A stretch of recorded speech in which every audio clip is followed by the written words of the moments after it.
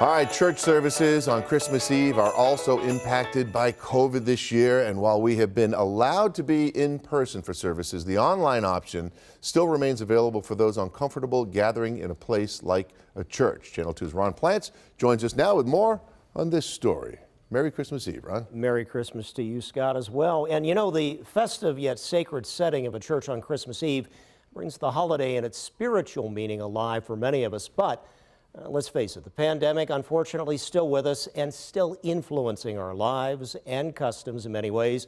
For example, you see masks, bottles of hand sanitizer, and even bulletins placed as markers in pews to space out those attending church, all hallmarks of what we've been going through, even as a bit of normalcy, as Scott pointed out, returning with people coming back in for services.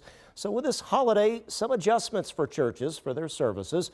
For example, the Trinity Episcopal Church in downtown Buffalo presenting what it called an upside-down pageant of the Nativity story to reflect the unique situation, yet still an enduring spiritual message as well at Our Lady of Perpetual Help in the Old First Ward.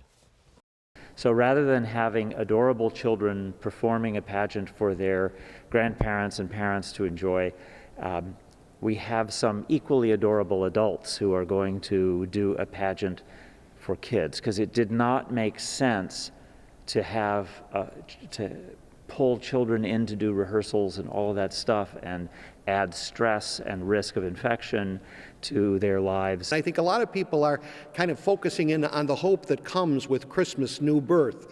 But there's no denying that there's a lot of sadness and tragedy. I could tell you story after story of people, especially in the last month or so, who've lost loved ones, not only to the pandemic, but other illnesses or sudden illnesses. So we all got to stick together. That's really what it's all about.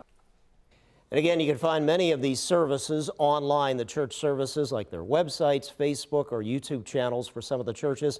And as I said yesterday, and I think it bears repeating, let's hope we can all find some peace in this world amidst this pandemic. Again, Scott, to you, Merry Christmas, and to all our viewers out there.